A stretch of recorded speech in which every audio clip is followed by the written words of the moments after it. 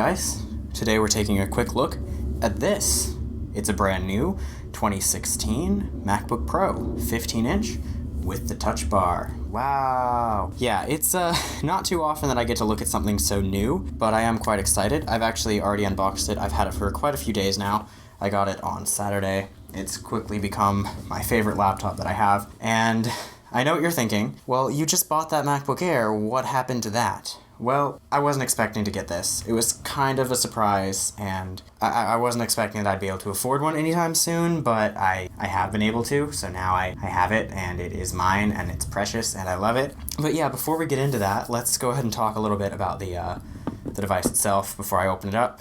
So I have the space gray color. It's a little bit darker. This is a normal colored MacBook here. You can see it is darker. The Apple logo is this metal. It no longer glows. But the real thing that makes me so pleased with this laptop is that it's so fast and so small at the same time. Like, it's extremely thin, as you can see there. It's such a thin laptop. I can't believe that they fit that much power into this. The hinge is now metal, so it's all a single piece through and through. Also, I'm testing a new camera setup. Tell me if this autofocus is a little bit better. But then we get to the ports, which is a situation. On this side, there are two USB-C shaped Thunderbolt 3 ports, and on this side, there are two more, and a headphone jack. Oh, and these are vents, by the way. But yeah, we get 4 ports.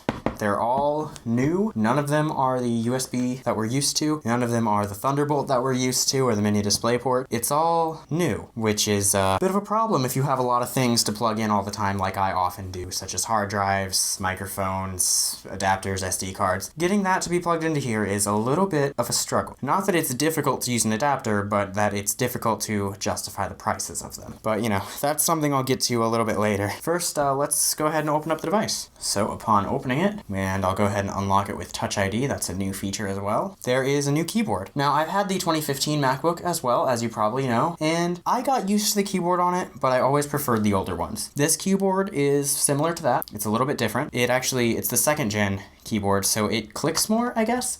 It's extremely loud. Like, I'll just type something real quick. Well, I gotta use one hand because I can't reach through well, there we go.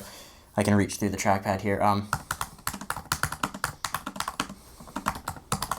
So it's very clicky, rather loud. It's not going to come through quite as loud because I level the audio on these videos. It's a very clicky keyboard, and people notice when I'm typing on this. Like, you really, really do notice. Now, there's also the trackpad on this thing, which is freaking massive. Some people have complained about it. I have literally no idea why you would ever complain about this. It's fantastic. It's amazing. It does kind of dwarf anything you put next to it, but I've gotten so used to it now that any other trackpad seems tiny. It's kind of ridiculous. Now, of course, the big thing with the new keyboard is the Touch Bar, but I'm going to hold off on that for just a little bit. There's a little more I want to talk to before I get there. All right, so I've adjusted the camera angle now so we can see the screen, and I'll go ahead and talk about the specs of this machine. So as I mentioned, this is the 15-inch 2016 MacBook Pro with the 2.6 gigahertz Core i7, 16 gigs of DDR3 RAM. Unfortunately, no, it's not DDR4. Intel 530 graphics paired with a Radeon Pro 450. Remember, 450 has 2 gigs of VRAM. So it's a pretty fast computer, I would say. It's definitely faster than the MacBook Air I was coming from, which is, one of the reasons why I chose this over that. So let me go ahead and compare some of the scores now with Cinebench, which you will see on screen. The MacBook 12-inch that I had before got 17 frames per second and 128 points. The MacBook Air i7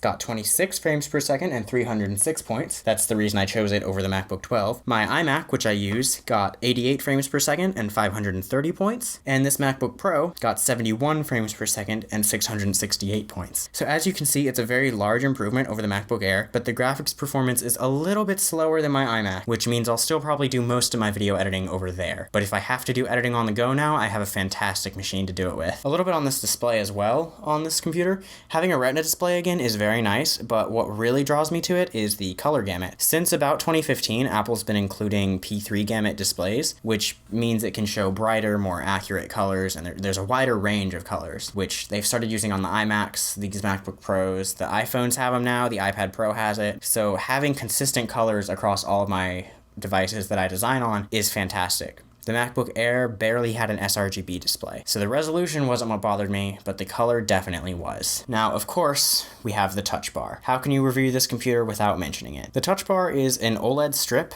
across the top of the keyboard. I like it quite a bit. It is customizable, which was one thing that I really liked, but if I change apps, you can see it changes down here. So now I have my favorites, which I can go through, or I have navigation buttons, this is that view, or a new tab button, which will also take me there. And then I can scroll through my tabs as well.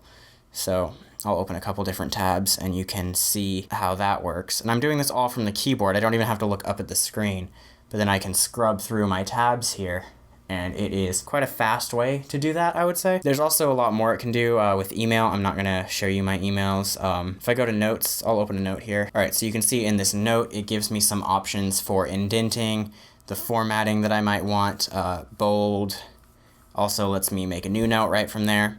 I can also press this keyboard button and it'll give me type suggestions. So I can say, I'm not sure how much more like this game has a little more than, okay, yeah, it works really well. I honestly never use the type suggestions. I can type faster than they can guess, so for me it's mostly just useless. And one of the biggest things that I liked about this touch bar feature is it is customizable. So you can go up to the view menu and choose customize touch bar, and you can actually go down here and you can change what buttons appear. You can just drag them to the touch bar and then move them around. You can also tap on the area over here. So normally there's a Siri button in the corner.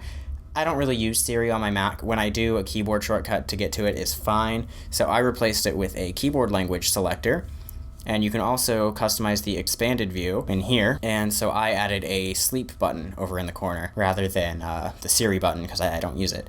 I could also add, like, say I want a dashboard button, I'll drag it down here, or I can just drag it all the way. It's hard to do this at an angle.